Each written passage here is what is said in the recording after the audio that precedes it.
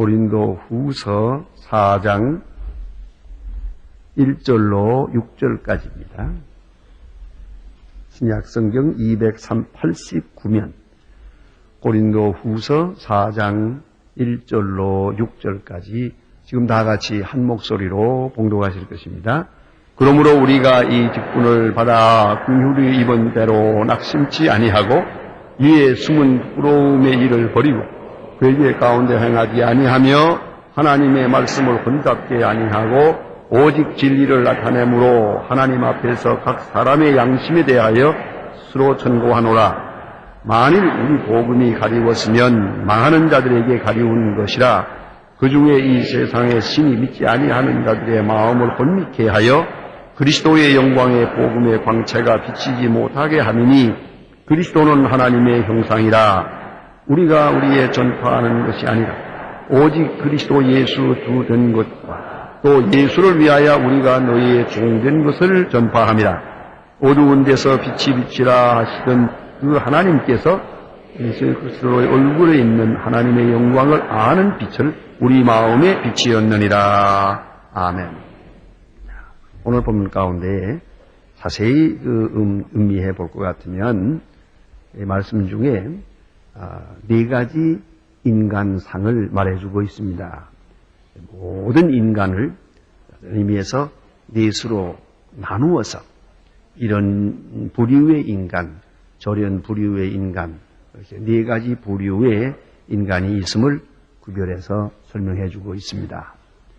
먼저 이거 함께 생각해 보면 본문 가운데 나타난 대로 보면 먼저 사도 바울, 이 바울 즉 직분을 맡은 사람, 오늘도 하나님의 일하는 사람들 앞에 나서서 하나님의 일하는 직분 맡은 사람들이 하나의 사명을 맡은 하나님의 일꾼들이겠습니다. 그런 분들이 있고 또 하나는 여 본문에 보는 대로 망할 자라고 하는 말이 있습니다. 버려진 사람이 있습니다. 유감스럽게도 없어야 될 것이지만 실제로 있습니다. 버려진 인간, 양심이 파손되고 또 인간성이 완전히 파괴된 그러한 버려진 인간이 있음을 참 마음 아프게 생각합니다. 그럼 세 번째는 혼미케 된 자입니다. 어떤 의미에서 방황하는 자입니다. 아직도 길을 찾지 못하고 있습니다. 불쌍한 사람이죠. 이런 사람들이 있다는 말씀입니다.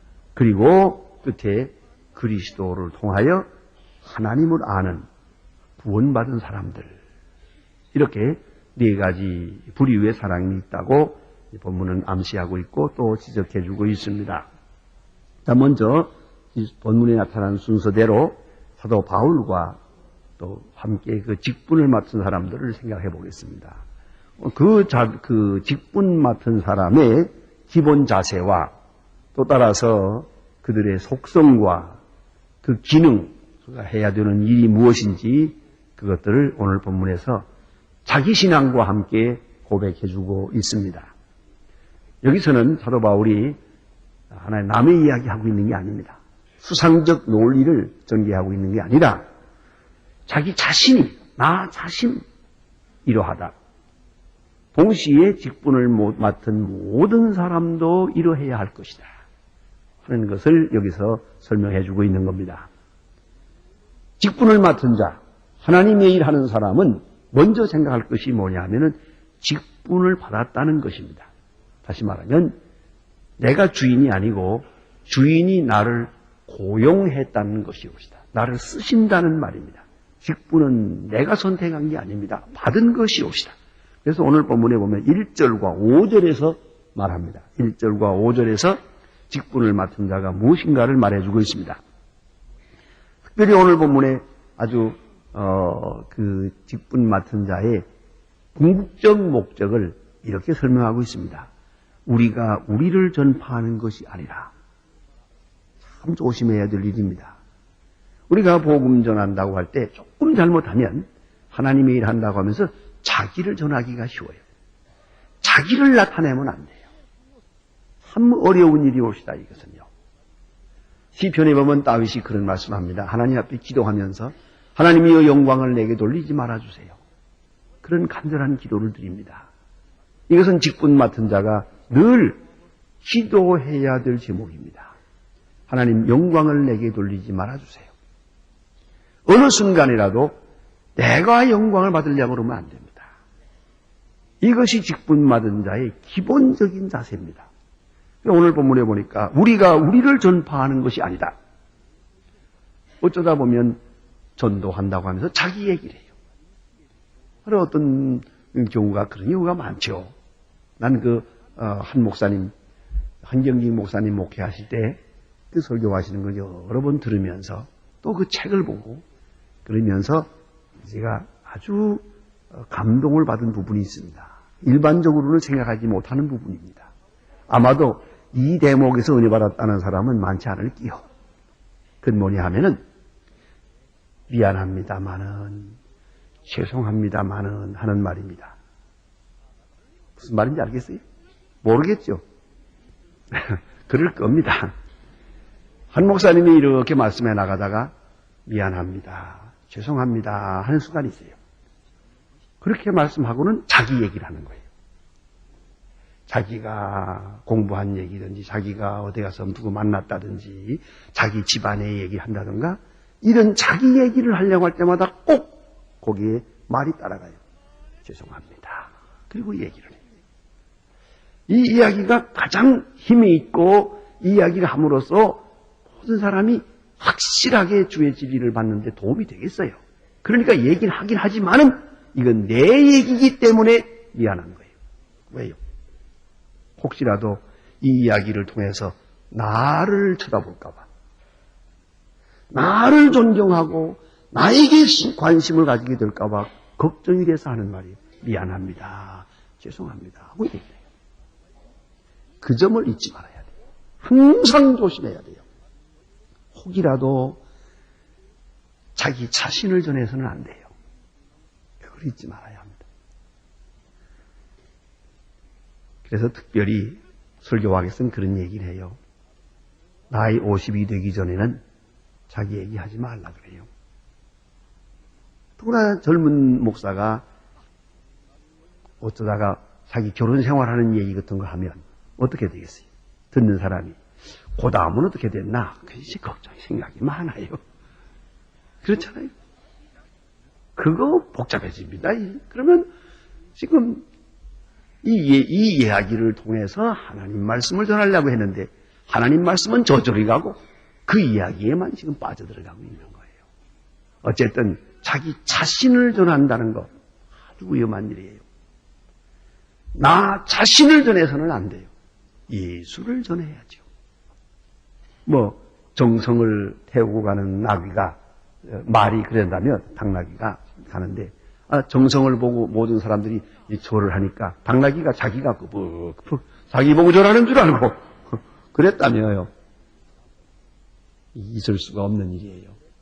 복음 전하는 사람들, 복음 전하다 보면 그저 존경도 받고 칭찬도 받고 또 심지어는 어떤 때는 선물도 받고 그래요. 그러나 이거 참 조심해야 돼요. 저는 아마 이것 때문에 가끔 어떤 분은 제게 좀 섭섭하게 생각하는 분들도 있는 줄 알아요. 그러나 그럴 수밖에 없어요. 저는 선물 받고 고맙다는 말을 잘 안 하거든요. 왜요? 나보고 준 게 아니니까. 내가 받는 게 아니니까 이건 지금. 어디까지나 예수님 보고 드렸고 하나님 보고 드렸고 그러니까로 내가 이게 꼭 필요한 것도 아니에요. 나 안 받아도 돼요.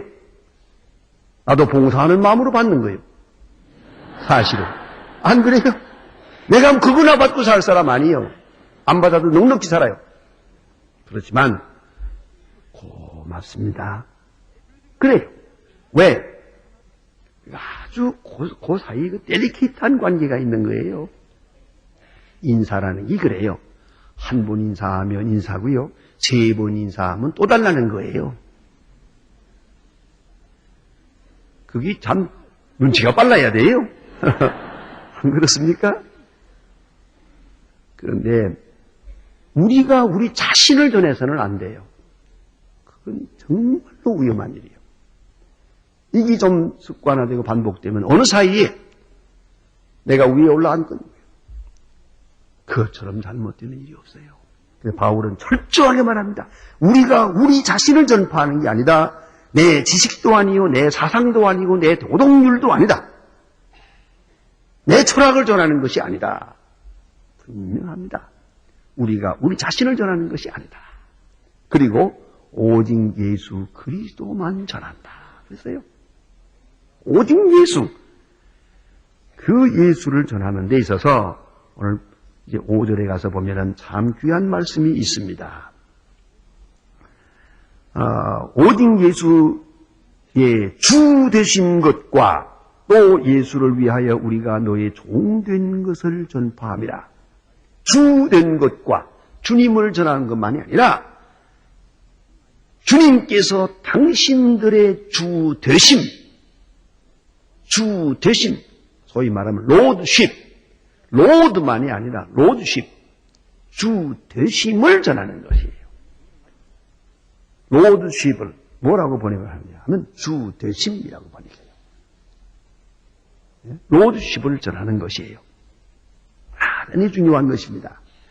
이 주 되심이라는 것은 참 생각하면 깊은 의미가 있습니다. 제가 성서신학적인 얘기를 한마디 하고 넘어가는데 너무 전문적인 얘기이기 때문에 꼭 그렇게까지 깊이 알아야 되는지 모르겠습니다만은 아실 수 있으면 아는 게 더 좋아요. 왜냐하면 여기 주라고 하는 말이 나오는데 이 주라는 말은 본래는 복음서에서는 종과 주인이 가르치는 말이에요. 종과 주인의 관계, 주종 관계에서 종이 있고 주인이 있잖아요. 옛날에 노예제도가 있었으니까. 그래서 그런 의미에서 주라는 뜻이 됩니다. 그런데 이게 문제가 되는 것은 복음서에서는 그렇게 되지만은 사도행전으로 넘어가서 예수를 주라고 하게 될 때는 얘기가 달라집니다. 그때의 의미는 아주 높은 의미가 있습니다. 왜 그러냐 하면 히브리 사람들에게는 유대 사람들에게는 항상 중요하게 쓰여지는 예수에 대한 직명이 메시아입니다. 메시아. 이건 상당히 성서적이요, 정치적인 용어요, 특별히 철저하게 이스라엘적 칭호입니다. 메시아라는 것은 이스라엘 사람들이 자기 나라의, 자기 민족의 구세주로 오시는 분으로 그렇게 이해하고 있기 때문에 그다음 그들이 가진 개념으로 볼 때는 굉장히 정치적이고 소위 말하면 내셔널리스틱한 거예요. 아주 국가적인 그런 민족적인 그런 개념이 강하단 말이에요. 그런 거로 예수를 그리스도는 메시아에 대한 번역입니다. 그런 거로 그리스도라고 하든지 메시아라고 할 때 비유대 사람, 유대 사람이 아닌 사람들에게는 약간 기분 나쁜 얘기예요. 유대 사람들이 우리 메시아 그러니까 우리가 유대 사람들의 메시아를 우리가 믿을 거 없지. 문제가 좀 달라지거든요. 그렇기 때문에 그들에게 제일 친근하게 쓴 이름이 주입니다. 그래서 주라고 하는 것은 사도행전적 기독론의 대명사입니다. 대단히 중요한 말이에요. 그러니까 이방 사람들에게 복음을 전할 때는 가능한 한 메시아라는 말을 안 쓰고 그리스도라는 말을 쓰되 그건 번역된 말이지만 그것도 개념상으로는 이방 사람에게는 썩 좋지 않아요. 가장 좋은 이름이 주예요. 왜냐하면은 이 로마 제국에서 가장 높은 이름이 주기 때문이에요. 그래서 예수를 주라고 부르게 됩니다. 그러나 그들이 가지고 있는 주 개념을 그대로 성경에서 말하고 있는 것은 아니에요. 이건 다시 구약으로 돌아가서 주 개념이 바뀝니다. 그것은 뭐냐면은 아도나이라고 하는 말이에요. 히브리 말에는 여호와라는 말이 있어요. 그런데 여호와라는 말은 너무 엄하고 중요한 말이라서 저들은 감히 여호와 이름을 부르지를 못해요. 제3계명에 여호와의 이름을 망령되이 이렇게 할지 마라 그랬어요. 만약 잘못 불렀다가는 죽는 거예요. 그래 무서워서 여호와라는 이름을 부르지 못합니다. 부르지 못하고 어떻게 하는 거 아니? 성경에 여호와라고 써 있는 걸 보고도 뭐라고 넘어가는 거 아니? 주하고 넘어가요. 아도나이 하고 넘어갑니다.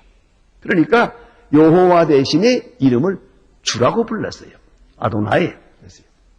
그 아도나이가 신약으로 넘어와서는 주리오스, 주라는 말이 됩니다.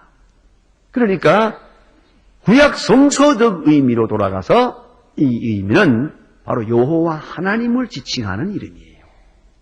그 이름을 로마 사람들의 문화적 개념에다 이렇게 고용해서 거기서 예수 그리스도를 주라고 부르게 됩니다. 가장 높은 이름입니다. 신앙 고백적으로 보면 주 할 때는 하나님이 되는 겁니다. 여호와 하나님이 되는 것이에요. 예수 그리스도는 바로 하나님이십니다. 라고 하는 그런 고백이 이 주라고 하는 말 속에 나타나 있습니다. 그러면 예수께서 주 되심, 우리 모든 사람에게 주가 되심을 전파하는 것이 복음 전하는 자의 궁극적 목적이에요. 그래서 전도학에서는 뭐라고 하는 거 아니? 전도란 뭐냐? 복음을 전하여 복음 듣는 자로 하여금 그리스도를 주로 고백케 하는 것이다. 이렇게 정의를 내립니다. 그리스도를 주로 고백케 하는 것이다. 내가 전도해서 뭐 교회 데리고 나왔다고 해서 그거 전도 끝난 거 아니에요. 언젠가라도 그가 예수는 나의 주가 되십니다. 라고 고백하게 될 때 이게 바로 전도하는 목적이에요. 그럼으로써 죄사함 받고 하나님의 자녀가 되기 때문입니다. 그래서 주 되심을 전한다. 아주 귀한 뜻이에요. 그리고 동시에 우리는 너의 종이 된 것을 전한다. 우리는 너의 종, 뭐냐 말이에요. 이것은 복음 전파하는 종이에요. 이건 종의 성격을 말해주는 거예요. 말씀을 섬기는 것이요, 복음을 전하고 결국은 너의 종이 되어 있다. 나는 섬기는 자다. 어디까지나 섬기는 자요. 다시 한번 연결해 보십시다. 한번 우리는 우리 자신을 전파하는 것이 아니라 나는 내가 너의 종이 되었다는 것을 전파한다. 얼마나 굉장한 얘기입니까? 이것이 직분 맡은 자의 기본적인 자세입니다. 또 그 속성에 대해서 성격을 여기서 말해줍니다. 1절로 돌아가 봅니다. 다시 보면 1절에 이렇게 말합니다. 우리가 이 직분을 받아 긍휼하심을 입은 대로 하나님의 긍휼이 직분의 기본 근거가 된다는 말씀이에요. 우리의 의도 아니고 우리의 공로도 아니고 우리의 지식도 아니고 오직 하나님의 긍휼, 하나님이 우리를 불쌍히 여겨서 그 긍휼 안에서 그 수직적 은혜요.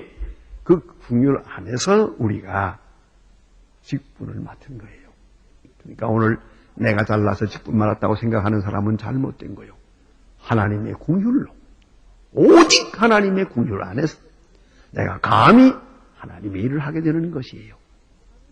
그것은 정말로 하나님의 일 하는 사람은 늘 느끼고 있는 겁니다. 여기에 나라고 하는 것이 있을 수 없어요. 내 노력이나 내 수고도 아무것도 아니에요. 하나님의 긍휼하심이 있어서 내가 그 은혜 가운데서 하나님의 일을 할 수 있는 것이에요. 이걸 꼭 기억해야 됩니다. 그 다음에 보니까 낙심치 아니하고 그랬어요. 자기 자신에 대해서 낙심하지 않아요. 자기가 어떨 때 부족함이 많죠. 내가 어떻게 하나님의 일을 하나? 나 같은 거예요. 나같이 실수가 많은 사람이 어떻게 하나님의 일을 하겠나? 그러겠죠? 그러나 낙심하지 않아요. 또 하나는 상황의 변화에 대해서 낙심하지 않아요. 세상이 곤두박질을 하든지 뭐 전쟁이 나든지 재난이 나든지 지진이 나든지 복음 전하는 사람은 낙심하지 않아요. 왜냐하면 이 모든 사건을 통하여 복음이 효과적으로 전파되기 때문이에요. 여러분, 전쟁과 가난과 재난 하면은 마음이 아프죠? 그러나 전쟁과 재난을 통해서 복음이 전파되는 거예요. 바로 어제도 저 중국에서 오신 목사님 한 분 계세요. 그분이 조선족이죠. 우리 한국 사람인데 거기서 복음을 전하고 있는데 지금 교회 예배당은 요만한데 교인이 800명이 모였다. 그게 아마 한 300명 들어갈까 말까 해요. 제가 한번 예배당에 가서 설교해봤는데 아마 200명 내지 300명밖에 못 들어갈 겁니다. 그런 예배당에 800명이 모여가지고 아주 힘들어. 이 젊은 목사가 쩔쩔매요. 그것만 아니라 또 목사가 없는 교회들이 많아요. 중국 사람들 모여. 중국 사람들 보는 예배당 가보면 예배당도 없는데 마당에다가 300명, 500명 모였대요. 또 세례해달라고 세례. 이거 중국말도 잘 못하는 데서 중국말로 설교하고 중국말로 쉐쉐쉐 하면서 설교 주고 세례 주고 어떻게 힘든지 모르겠대요. 목사도 없는데 설교할 사람도 없는데 이렇게 많이 그냥 모이는 거예요. 왜? 환난과 핍박 속에서. 이걸 알아야 돼요. 공산주의 40년에 고생 많이 했지만은 이로 인해서 사람들이 옥토가 됐어요. 지금 복음의 문이 열려가지고 얼마든지 그분 본인 말씀이 우리 아버지는 철저한 고등학교 교장이고요. 공산당 괴수요. 그런데 요새 정식으로 탈당했대요. 그것은 퇴당이라고 합니다. 퇴당. 예? 딱 탈당하고 그동안엔 몰래 믿다가 지금은 정정당당하게 나가서 설교하고 예수 믿는다. 이런 일이 있어요. 그런 얘기가 여기는 아무리 찾아봐도 없어요. 아무리 전도하고 뭐라 해도 안 되는데 그 핍박 중에 있는 사람은 잘 되는 거예요. 그걸 알아야 돼요. 그러니까 어려움이 있고 재난이 있고 뭐 한다고 할 때 그거 큰일 났다. 그렇게 보지 마세요. 물질이 있고 없고 뭐 하는 그런 물질 위주로 세상을 보는 것은 칼 막스의 세계관이에요.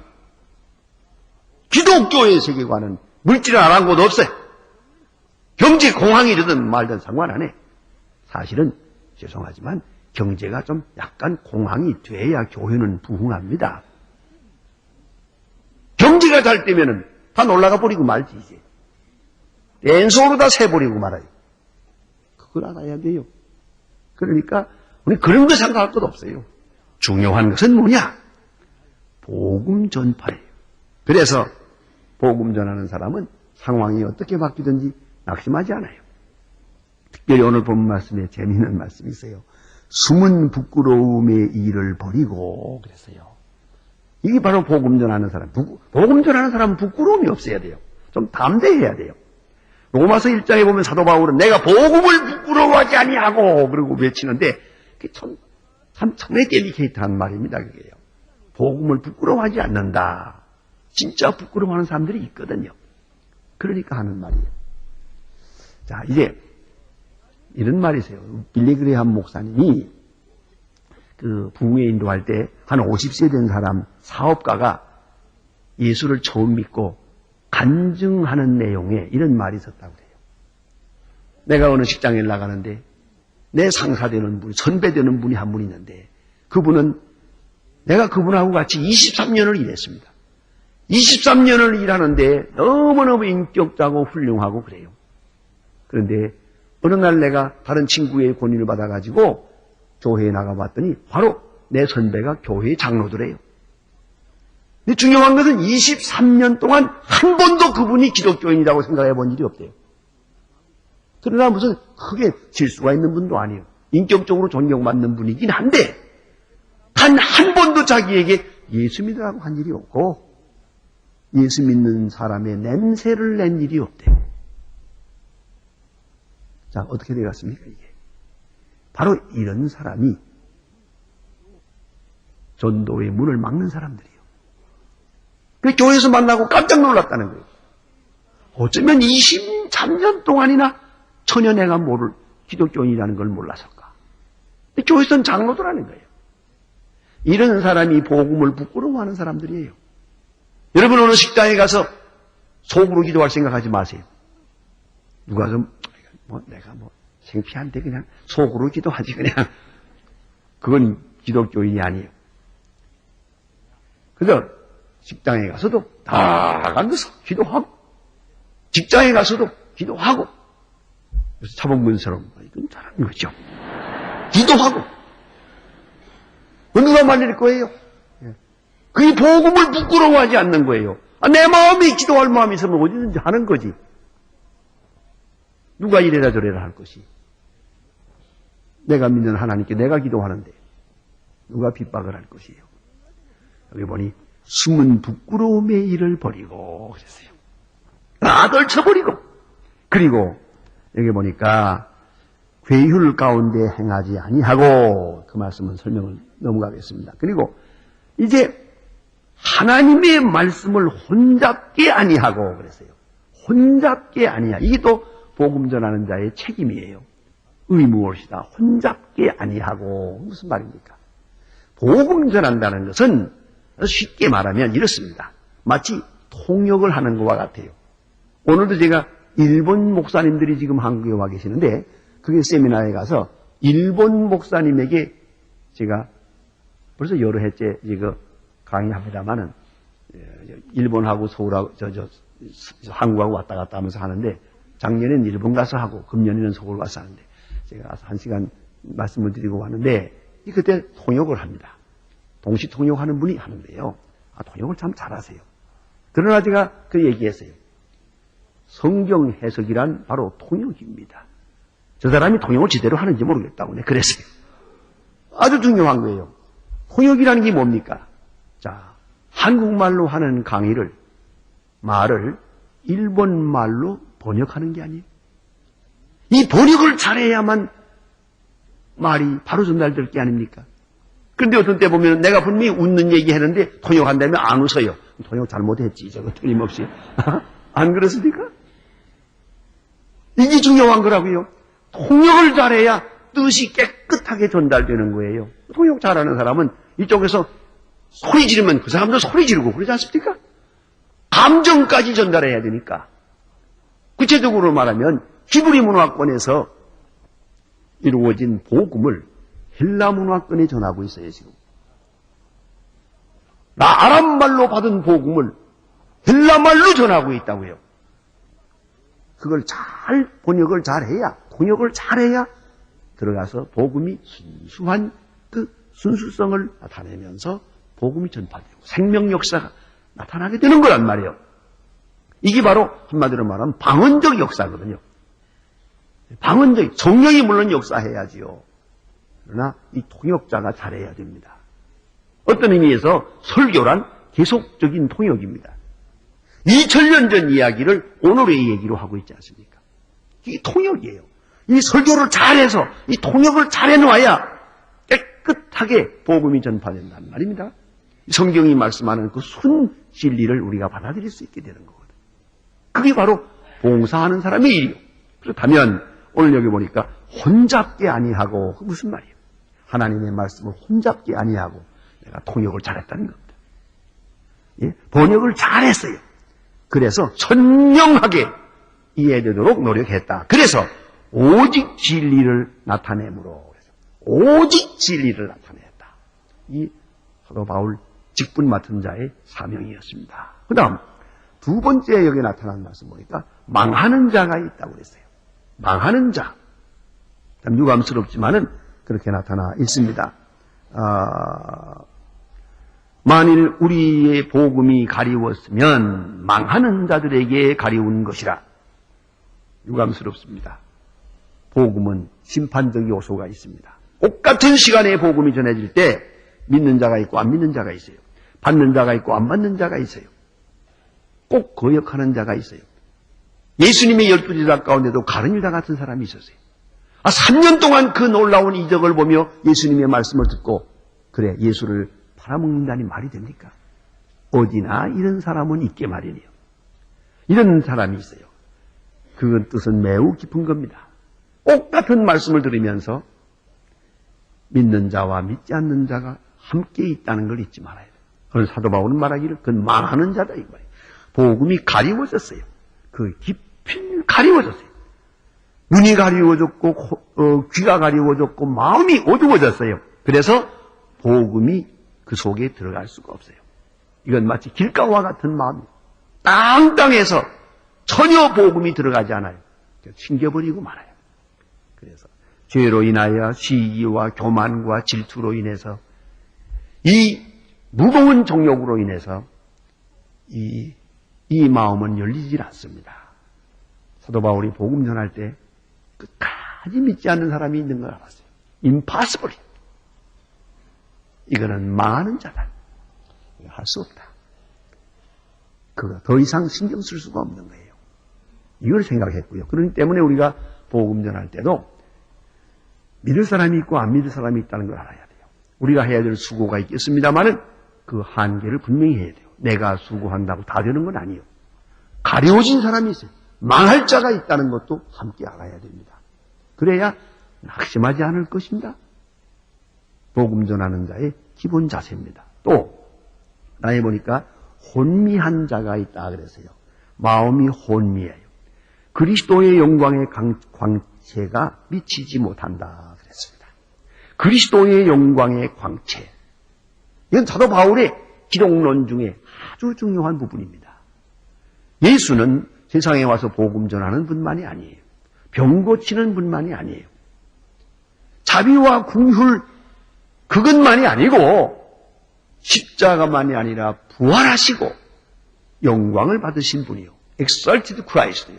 영광을 받으신 분. 여기 보니까 그리스도의 광채가 안 됐어요.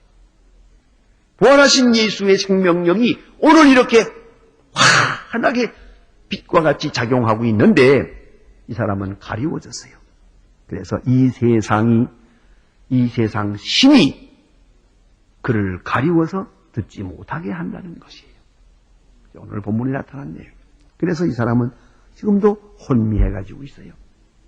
예. 그래 복음의 광채가 미치지 못하게 함이니 그랬습니다. 이렇게 혼미된 사람, 도저히 주님 앞에 나오면서도 주의 빛을 바로 깨닫지 못하는 그런 분들이 있다 하는 얘기고요. 그 다음에 마지막으로 네 번째가 그리스도인입니다. 그리스도인은 누구냐? 여기 암시된 대로 보면 그리스도는 하나님의 형상이다. 그래서요. 형상이라는 말은 에이콘이라는 말이에요. 흔히 영어로는 아이콘이라고 그러죠. 그림이요, 그림. 그림과 같이 생각해 보세요. 여러분, 어떤 사람을 보아요. 어떤 사람, 본인은 여기 없어요. 그러나 그 사람의 그림을 보아요. 그 사람의 사진을 보면서 우리는 마음으로 그 사람을 보아요. 사진을 통해서, 그림을 통해서 그 본체를 마음에 모셔드리는 것이에요. 이것이 중요한 것이야. 이 에이콘이요.